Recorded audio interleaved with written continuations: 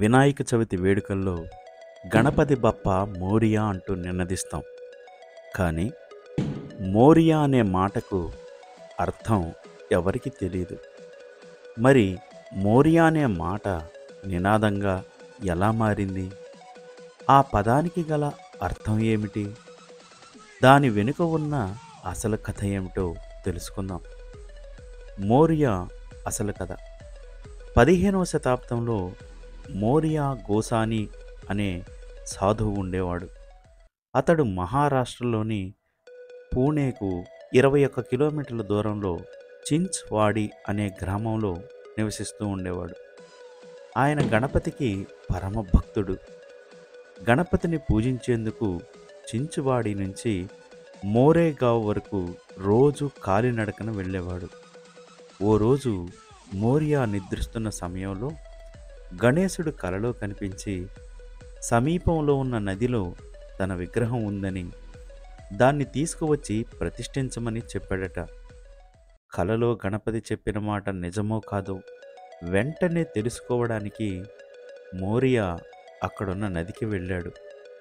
కలలో గణపతి చెప్పినట్టుగానే నదిలో మోరియాకు వినాయకుడి విగ్రహం దొరికింది. ఈ విషయం తెలుసుకున్న స్థానికులు మోరియా గోసాని ఎంత గొప్పవాడు కాకపోతే సాక్షాత్తు వినాయకుడు కలలో కనిపిస్తాడు అంటూ మోరియాను చూసేందుకు తండోపతండాలుగా జనాలు వచ్చారట. మోరియా గోసాని పాదాలను తాకి మోరియా అనడం మొదలుపెట్టారు. మోరియా గోసామి నిజంగా మంగళమూర్తి అంటూ మొక్కారట.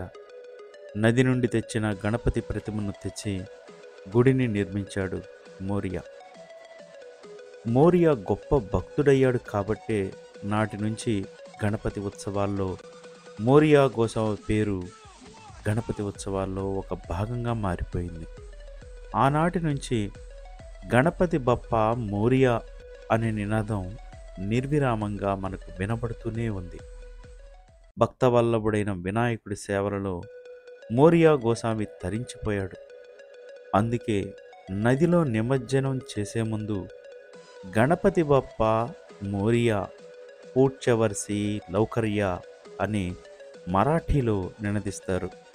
ఎందుకంటే గణపతి ప్రతిమ మోరియాకు మహారాష్ట్రలోని పూణే సమీపంలో ప్రవహించే నదిలోనే దొరికింది కాబట్టి.